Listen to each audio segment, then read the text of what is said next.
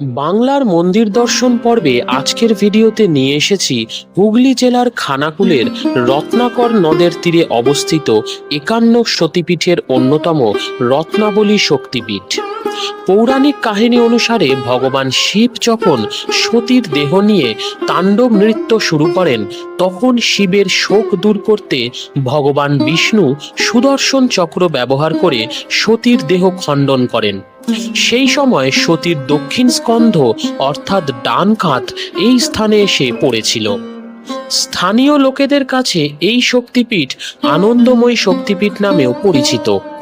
এইখানে দেবী কুমারী রূপে এবং ভৈরব ঘণ্টেশ্বর রূপে পূজিত হন।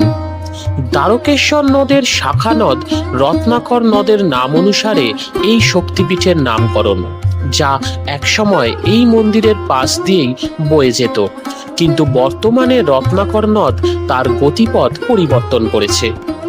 মন্দিরের ঠিক পেছনেই আছে মহাশ্মশান, তার পাশ দিয়েই বয়ে যেত রত্নাকর নদ। কথিত আছে এই স্থানেই বিখ্যাত তন্ত্র সাধক কৃষ্ণানন্দ আগমবাগীশ সাধনা করেছিলেন।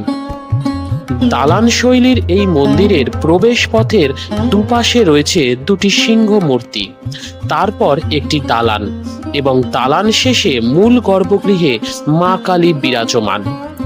গর্ভগৃহের সামনের দেওয়ালে সতীর 51 পীঠের বর্ণনা করা আছে। এছাড়াও মন্দিরের বাইরের দেওয়ালে দশম মহাবিদ্যাও বর্ণনা করা আছে। নিত্য পুজোর পাশাপাশি নবরাত্রি, দীপান্বিতা অমাবস্যা, কার্তিক অমাবস্যা, মাঘ মাসের রটন্তী চতুর্দশী এবং শিবরাত্রিতে বিশেষ পুজোর আয়োজন করা হয় এই মন্দিরে।